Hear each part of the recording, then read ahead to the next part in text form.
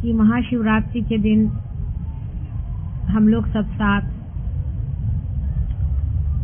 शिव की स्तुति गा रहे हैं।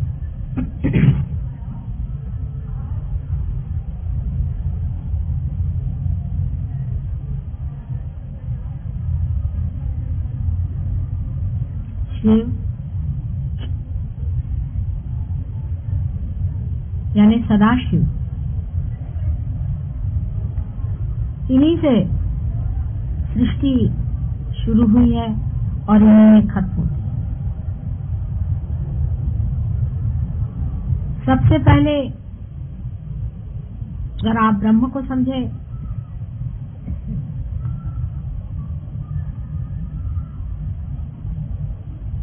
तो ब्रह्म से शक्ति और शिव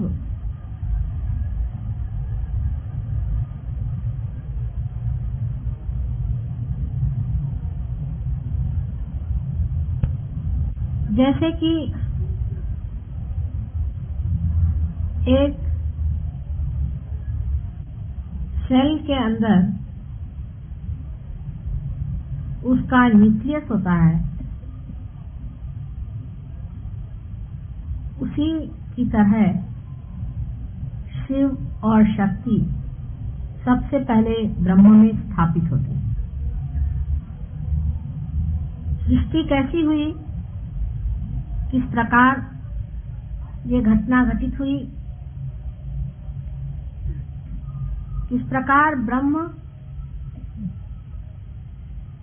शिव और शक्ति के रूप में प्रकट हुए, ये सारी बातें मैं आपको शनिवार और रविवार में बताऊंगी।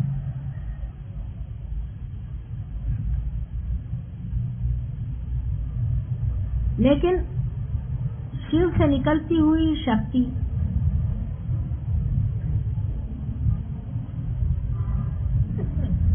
जब एक पाराबोली में घूमती है, जब एक प्रदक्षिणा लेती है, तो एक एक विश्व तैयार होते हैं। ऐसी अनेक प्रदक्षिणाएं शक्ति की होती रही। इसके बारे में भी मैं आपको बाद में बताऊंगी। अनेक विश्व तैयार होते रहे, अनेक भुवन तैयार होते रहे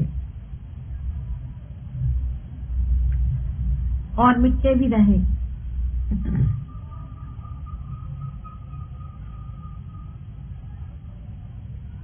शिव से शक्ति हट करके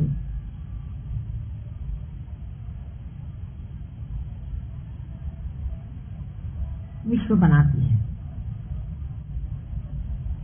शिव सिर्फ साक्षी स्वरूप रहते हैं। वे खेल देखते रहते हैं शक्ति का। शक्ति का अगर खेल उनकी समझ में ना आए तो वो जब चाहें तब अपनी शक्ति अपने अंदर खींच ले सकते हैं। सारा ही खेल बंद हो जाता है। वे ही दृष्टा हैं, वही देखने वाले हैं, वही इस खेल के आनंद को उठाने वाले। उन्हीं के कारण सारा खेल है। इसलिए अगर वो न रहे तो सारा खेल खत्म हो जाता है।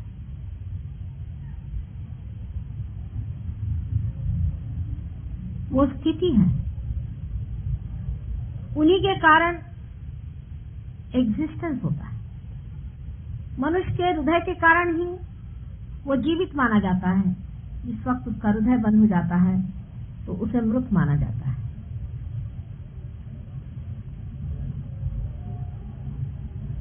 जब शिव अपनी आंखें बंद कर लेते हैं तो उसे संहारक कहा जाता है। वही स्थित होते हैं और वही लय हो जाते हैं। क्योंकि वो स्थित हो सकते हैं, वो लय भी हो सकते हैं।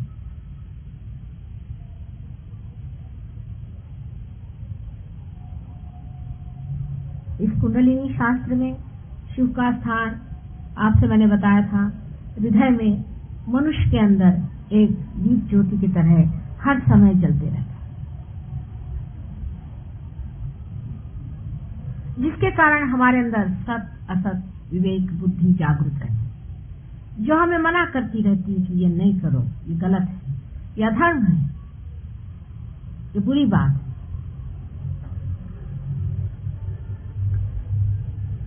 ये कपट है, ये लोभ है, ये मद है, ये मत्सर है, ये अधर्म है, ये मनुष्य की प्रतिष्ठा से गिरा हुआ काम है, ये शोभनीय नहीं है। लेकिन मनुष्य में जो स्वतंत्रता है उसे वो पूरी तरह से उपयोग में लाता है और शिव की अवहेलना करता है। शिव सारे संसार का गरल पी लेते हैं। जितना भी विष हमारे हृदय में बसा रहता है,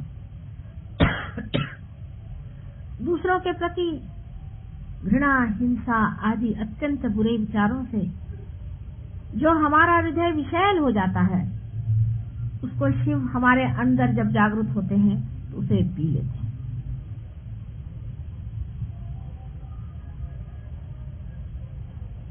शिव का खाद्य ही, उनका पीना ही गरल है।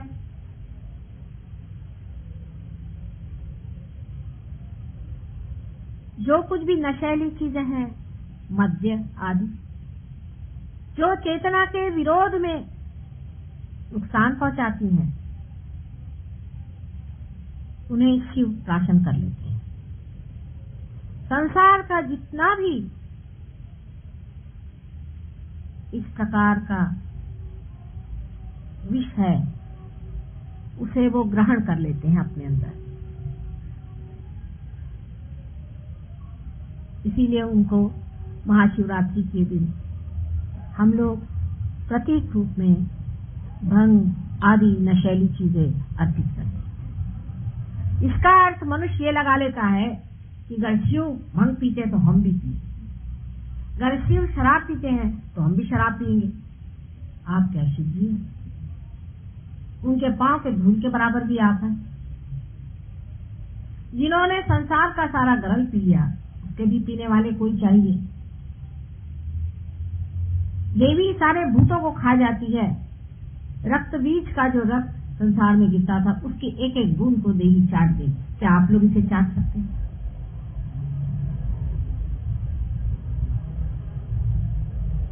आप लोगों का क्या उनसे मुकाबला है, जो आप शिव जैसे भंग पीने निकले? शिव चाहे दुनिया भर की भंग पी ले, उन पर चढ़ती नहीं। आप लोगों का ये हाल है। शिव एक दैवी संपदा, अवतरण है। अवतरण हम समझते नहीं चीज क्या होती है। उसका लोहा ही दूसरा होता है, उसकी व्यवस्था दूसरी होती है। क्या आप उस तरह से बने हुए हैं? क्या आप उस कार्य के लिए बने हुए हैं कि दुनिया भर का आप जहर पी लें? बहुत से लोग ये कहते हैं कि माँ हमारे कुछ शराब चढ़ती नहीं।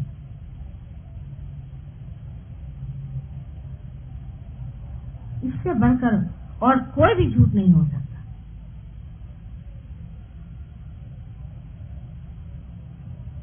कुछ बड़े बड़े गुरु भी, जैसे कि साईनाथ शिरडी के, वो भी एक अवतरण थे। वे चिलम पीते। तो अब सब लोग चिलम पीने लग गए। क्या आप साईनाथ हैं? वे तो इसलिए पीते थे कि आपके हाथ कोई चिलम ही न लगे, सबकी चिलम ही पी डाले एकदम। सबकी चिलमें पचाने के लिए वो पीते थे। क्या आप लोगों में ये शक्ति है कि आप चिलम पी सकते हैं? उनको कैंसर नहीं हो सकता था।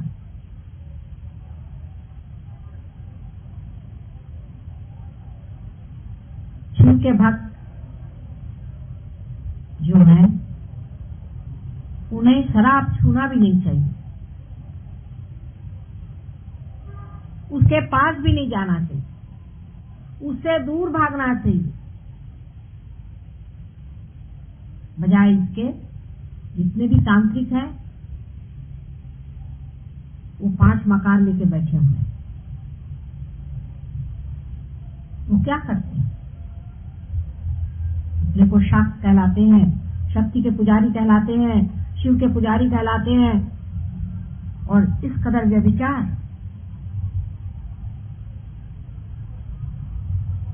शिव और व्यभिचार जो संपूर्ण ब्रह्म स्वरूप है,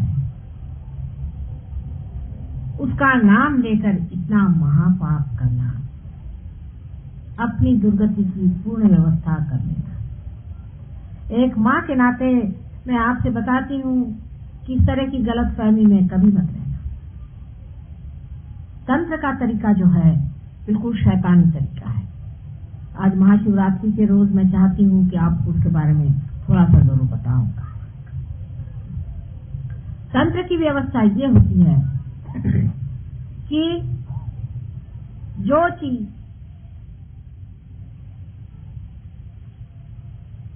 परमेश्वर को पसंद नहीं है, जो चीज देवी को पसंद नहीं है, वही करो। देवी के सामने ही गलत गलत काम करना शुरू करो। व्यभिचार, सब तरह की विद्रूप बातें,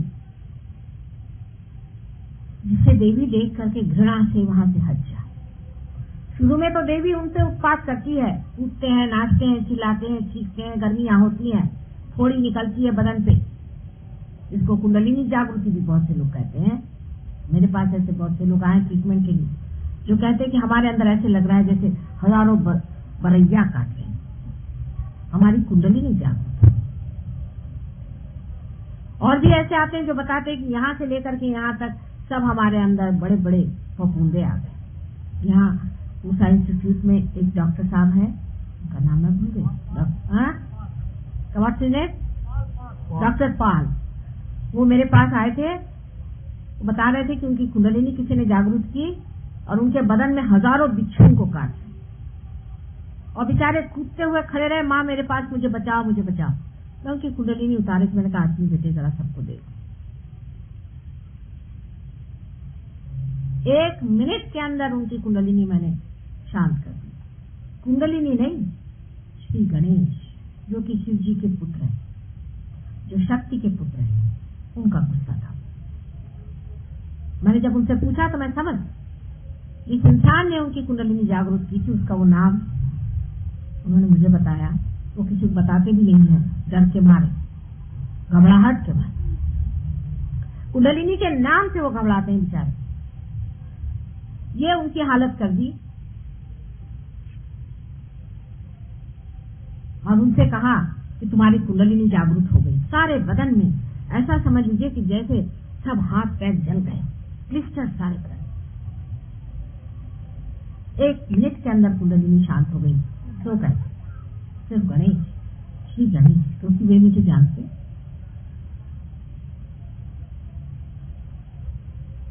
ऐसे तांत्रिकों से बहुत बच के रहने की जरूरत है। देवियों के सामने जाकर के, खजुराहो में आप जाके देखिए, इन तांत्रिकों ने क्या उत्पात कर रखा है। 6वीं सदी में शंकराचार्य के बाद में तो इन्होंने एक नया ही जंग खड़ा कर। जैसी देवी की बात उन्होंने कही, उन्होंने सोचा कि हाँ अब माँ का राज्य आने वाला है, चलो इसके पीछे।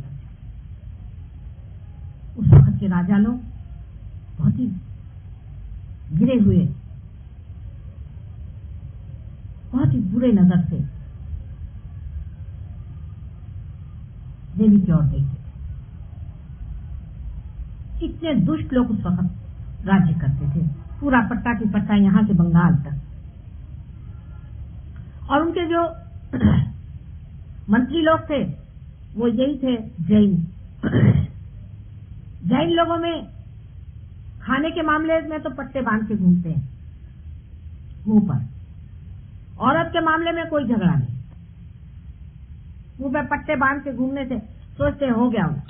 कृष्ण को नाम धरते हैं कि वो संवारक था। राम को नाम धरते हैं, वो संहारक था। हालांकि महावीर बहुत ऊंची चीज है। जैसे हमने सबका ही ठिकाना किया है, ऐसे जैनियों ने महावीर का भी ठिकाना कर दिया। ये तो सभी के एक एक धर्म होते हैं। उन्होंने ये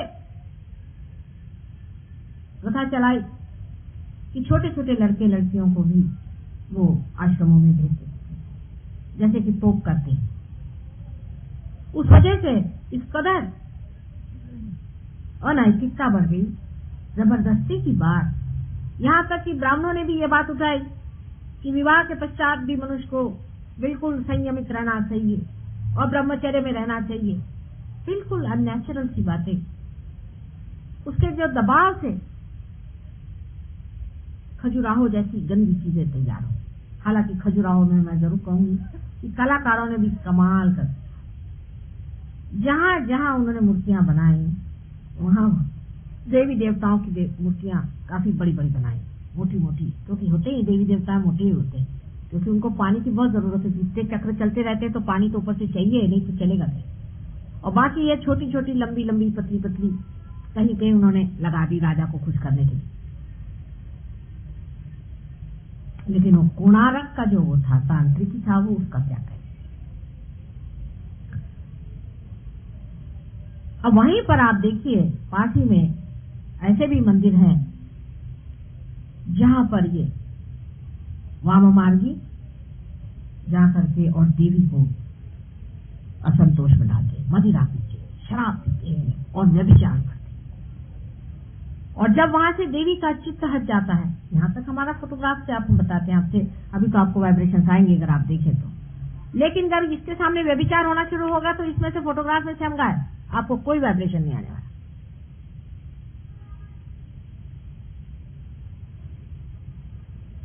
चित्त हट जाता था, चित्त ही हट गया, क्योंकि व्यभिचार और गंदगी के पास देवी क्यों रहने चाहिए।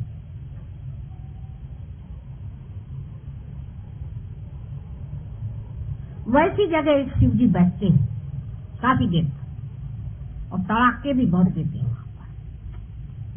भैरव नाथ भी वहां जमे, उनके तड़ाके के बगैर लोग ठीक नहीं होते। पहले खूब तड़ाके खाते, बड़ी हालत खराब होती है उनकी, पर तो भी बेशरम जैसे लगे ही रहते। वो इसे तपस्या कहते हैं। बीमार पड़ते हैं, आंखें होती हैं, उल्टियां होती हैं, खून गिरता है, सब होता है, बदन में आग हो जाती, पर तो भी जमे रहते हैं। फिर शिव जी भी वहां से लुप्त हो जाते। फिर अपना वहां अट्टा जमाया, चरस भांग घोल करके, और गजेड़ियों की वहां महफिल बैठती है, रात से व्यभिचार होते, और उसके बाद सब स्पिरिट्स बुलाए जाते हैं, और उन स्पिरिट्स को हाथ में लेकर के फिर उसी से सब ये जो धंधे जो मैंने कल आपको बताए थे वो किए जाते।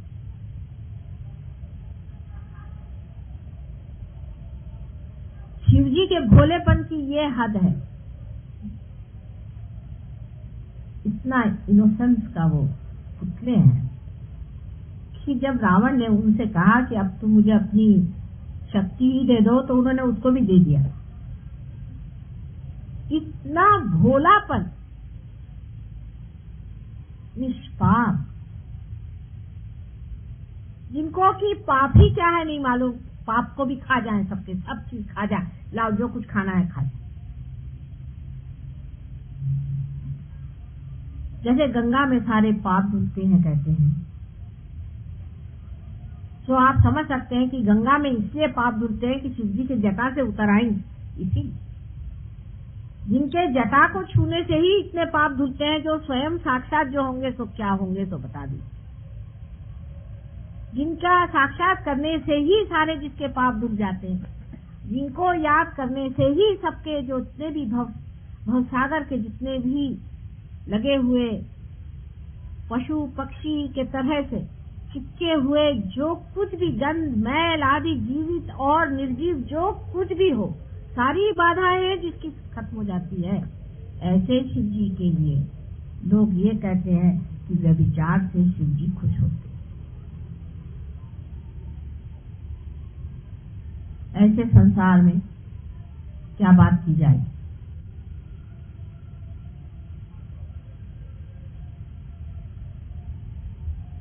ये तांत्रिक शिव जी के दुश्मन नरक में मरेंगे कीड़े के मौत से।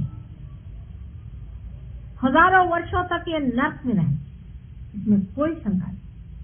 लेकिन जो लोग इनकी बातों में फंसते हैं और इनके चक्करों में घूमते हैं, भूत प्रेत आदि को इस्तेमाल करते हैं, दूसरों का नाश करते हैं, वे भी उनके पीछे ही जाने वाले।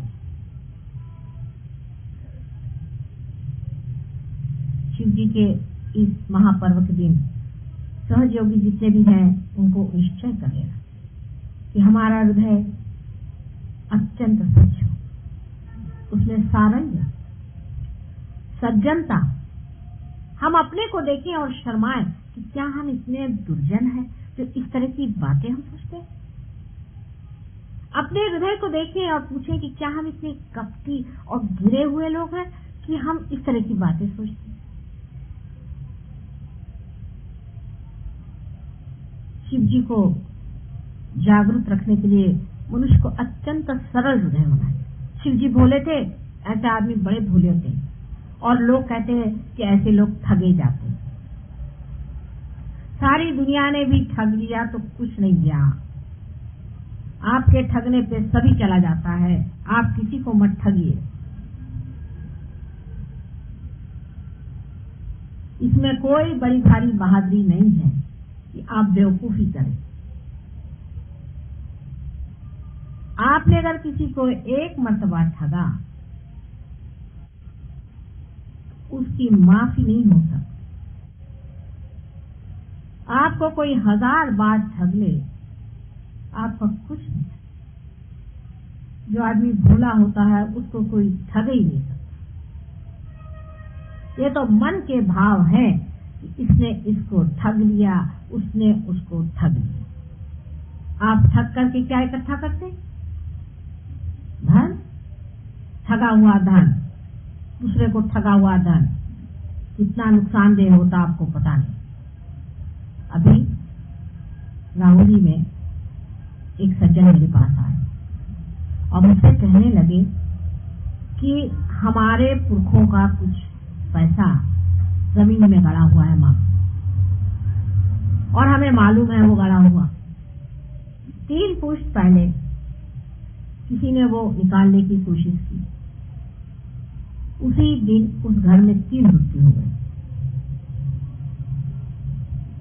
उसके बाद दूसरे पुष्ट ने शुरू किया, उस वक्त भी फिर 3 मृत्यु हो गई।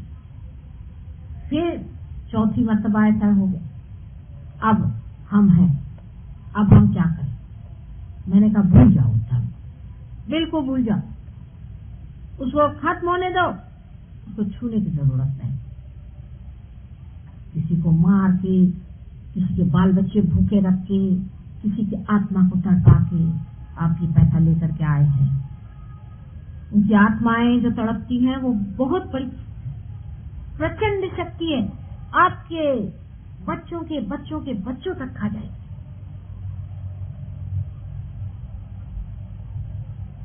ये शिव जी के काम है, ये शिव जी के काम है। शिव जी भोले बहुत हैं, लेकिन उनका गुस्सा आप जानते थे, उनका गुस्सा फेंकता,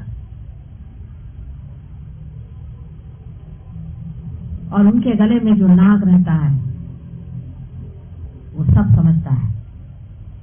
जो कोई भी इस तरह से किसी की आत्मा को दुखी करेगा, क्योंकि आत्मा में शिव जी का स्थान, उस आदमी का पुष्टन पुष्ट हाल लिया जाए। मैं झूठ नहीं बोल रही, आप कह रहे हो माता जी ऐसे ही बातें करते। अभी हैदराबाद में एक सज्जन के घर वो मुझे कहना चलिया, बहुत रईस आदमी है, बहुत ये बहुत वो है। मैं कहा भाई रईस चूल्हे में मुझे कोई मतलब नहीं, मैं अपने गरीब हूँ, मैं गरीबी में ठीक हूँ। बहुत पीछे पड़े, चलिए माता जी, उन्होंने बड़ा बुलाया। मैंने कहा अच्छा भाई रास्ते में पड़ेगा तो चले। जैसे मैंने उनके घर में कदम रखा तो एक पैर पीछे। कहने क्या बात? मैंने कहा इस घर के शाप है बहुत बड़ा। कहने आपको कैसे मालूम? मैंने कहा है या नहीं, सच सच बोलो, तो मैं अंदर नहीं आने वाली, सच बोलो। कहने हाँ है। उस घर के 2 जवान बच्चे हमेशा ऐसे ही कुर्सी पर बैठे हुए, दोनों पैर हाथ, खाते भी ऐसे, सोते भी ऐसे।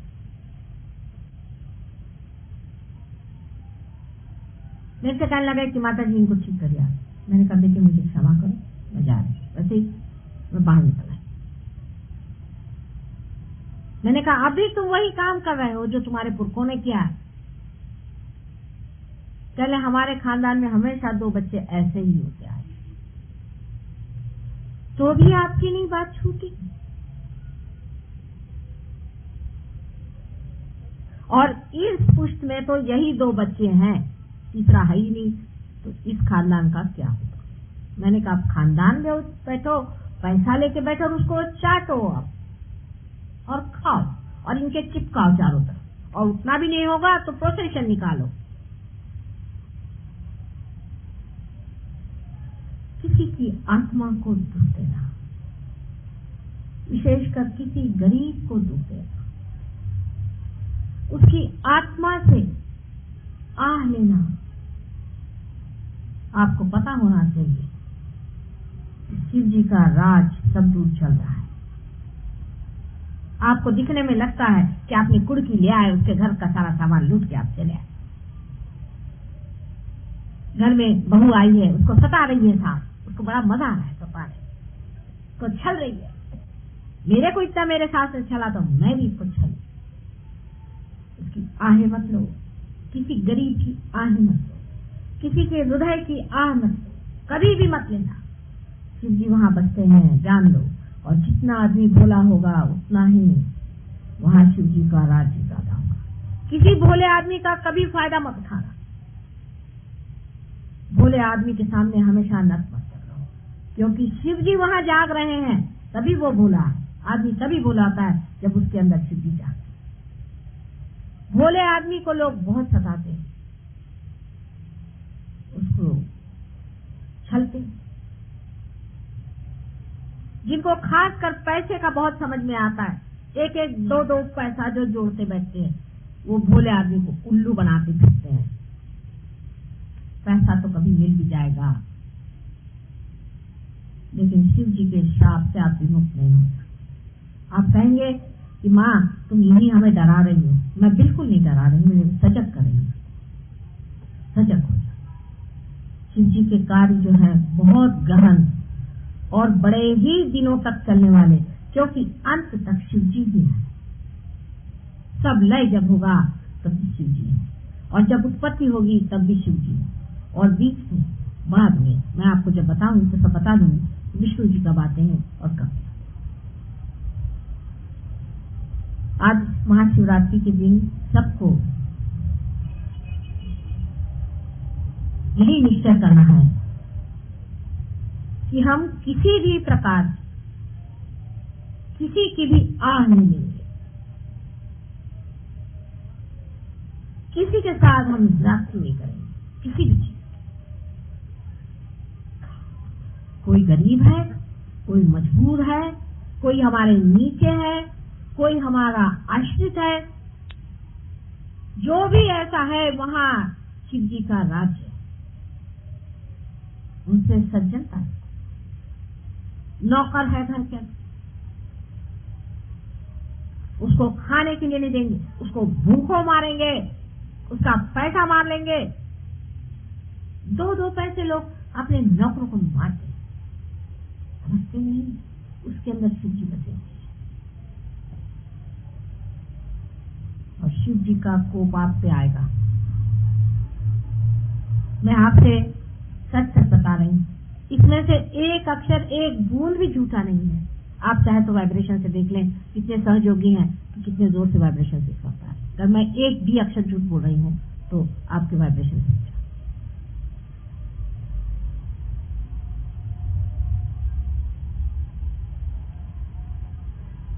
किसी के साथ जाति करना शिव जी के सामने गुनाहगार होना है।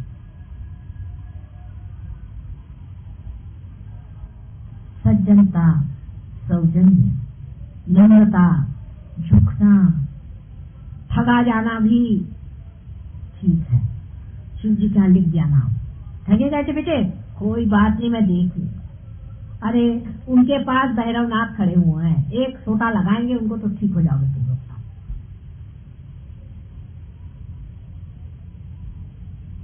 अभी भैरवनाथ के चक्कर को आप लोग समझे नहीं।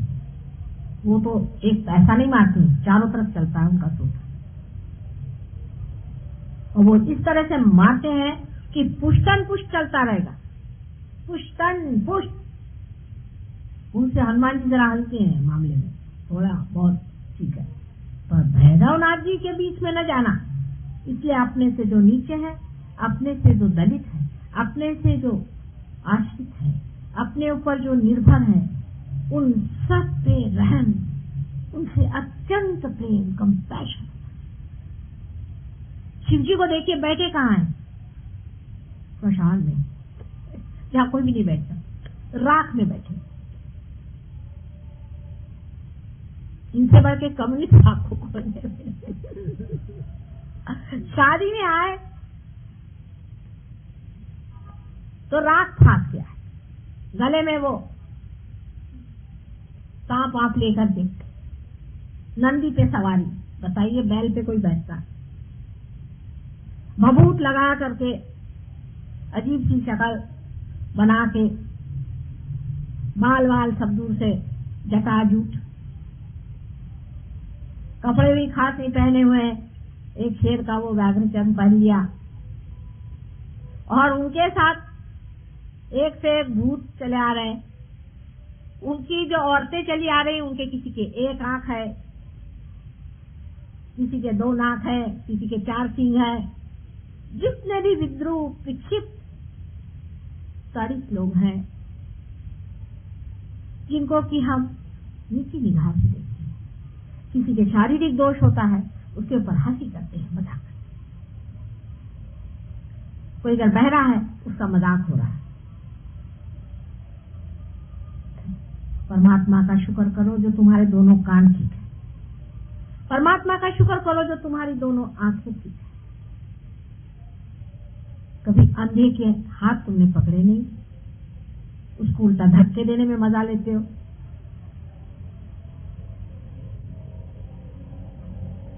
ऐसे शिव जी भगवान को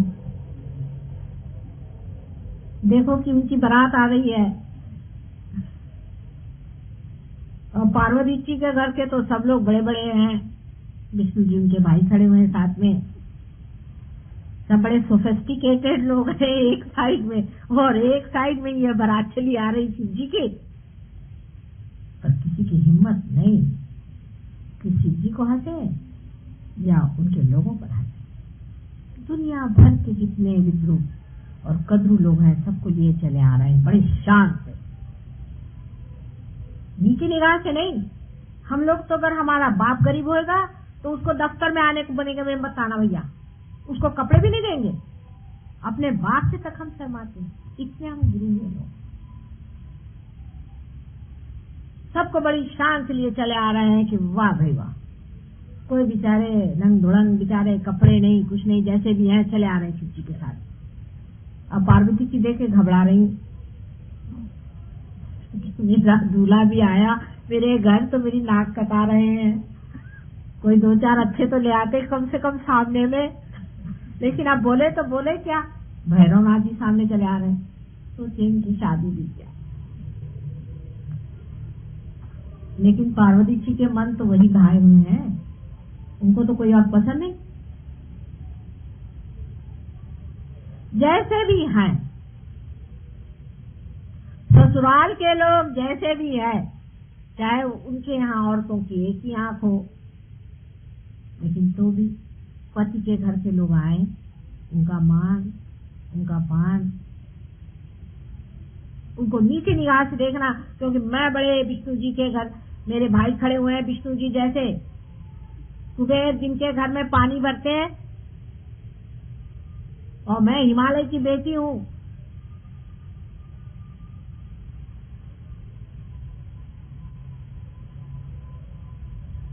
ऐसे ही पार्वती जी का विचार करके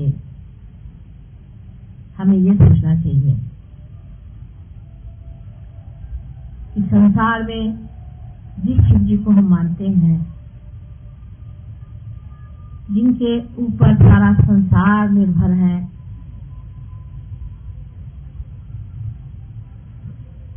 जो एक क्षण में ही हम सबको खत्म कर सकते हैं। जब संहार होगा तो 11 रुद्र के रूप से वे निकल करके सबको संहार कर, और जो भी संयत भाव से ये सारा खेल देख रहे हैं, जिनके लिए संसार की सारी कुछ सृष्टि आदि कुछ भी नहीं, और जो साक्षी मात्र सब मजाक देख रहे हैं दुनिया का, और जो हर एक भोले इंसान के हृदय में जागृत है, जिनका स्थान ही ऐसी जगह है जहाँ कोई भी नहीं जा सकता, बीहड़ से बीहड़, फूहड़ से फूहड़, गरीबी जिसको कहते हैं उसमें उनका कोई श्रृंगार नहीं, उनका कोई भी बाहरी वैभव नहीं है, किंतु उनके सिवा किसी के पास कुछ भी नहीं शोभा देता। ऐसे शिव जी को जो इंसान मानता है वही इंसान है, क्योंकि वो इंसानियत को मानता है। इसलिए नहीं कि फलाना एक बड़ा भारी अफसर है, क्योंकि फलाने के पास इतना रुपया पैसा है, क्योंकि फलाने के पास इतनी विद्या है, दूसरे के पास में ये है, पर इसलिए कि एक बड़ा मानव है, वो चाहे गरीब है, चाहे अमीर है, चाहे छोटा है, चाहे बड़ा है, लेकिन एक बड़ा मानव है। और बड़ा मानव वही होता है जो साक्षात शिव जी के चरणों में। आज का दिन ऐसा नहीं है कि आपको मैं दुखी भी करूं, क्योंकि आज का दिन है बहुत सुख का। लेकिन एक बात मैं जरूर बताऊंगी कि महाशिवरात्रि के दिन उपवास करने की कोई जरूरत नहीं, बिल्कुल उल्टी बात है।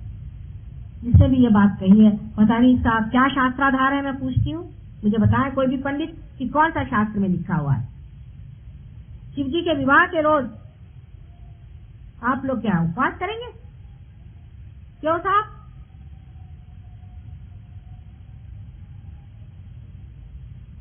इसका कोई शास्त्राधार मुझे बताइए, मैं जानना चाहती। शास्त्र भी काफी गड़बड़ चड़बड़ कर दी है, लेकिन तो भी मैं जानना चाहती इसका क्या शास्त्राधार है कि गलत जगह पे आज तो खुशियां मनाओ, मौज मनाओ।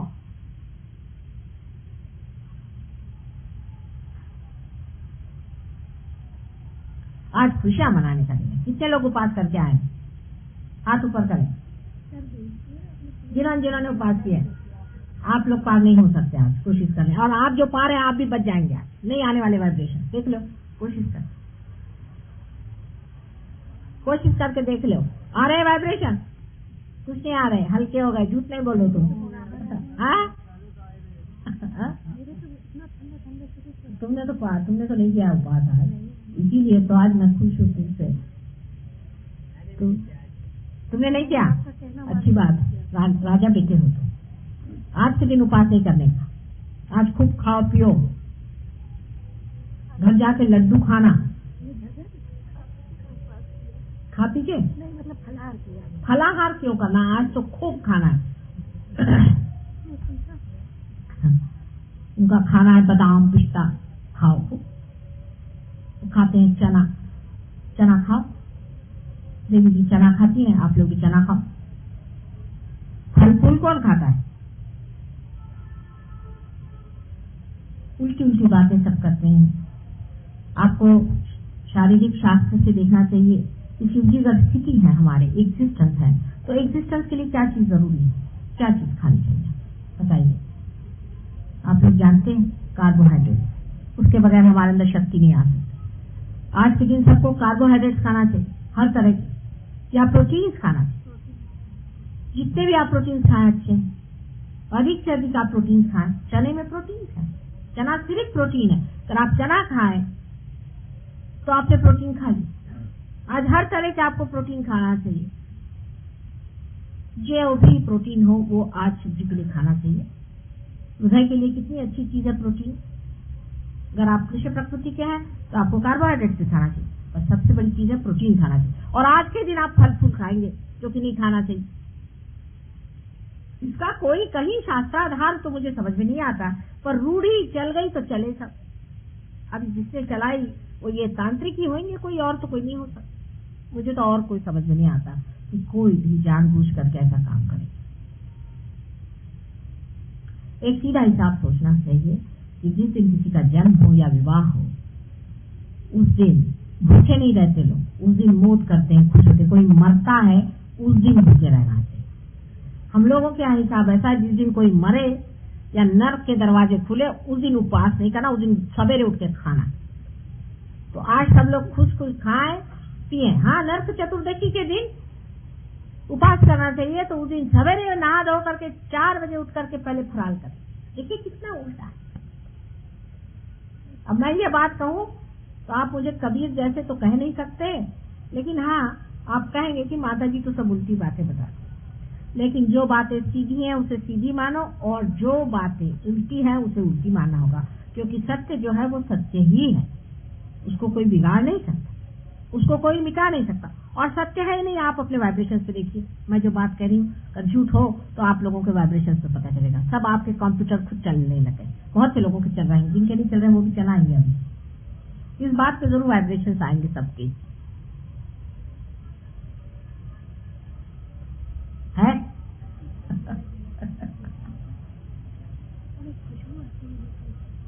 खासकर तुमने तो बहुत ज्यादा चूची का स्थान है, भोली जो हो बहुत ज्यादा। हाँ, तो अब कहिए तो थोड़ी देर ध्यान भी कर लें, क्योंकि ये कह रहे थे कि बहुत से लोग realization, have your friends come for realisation.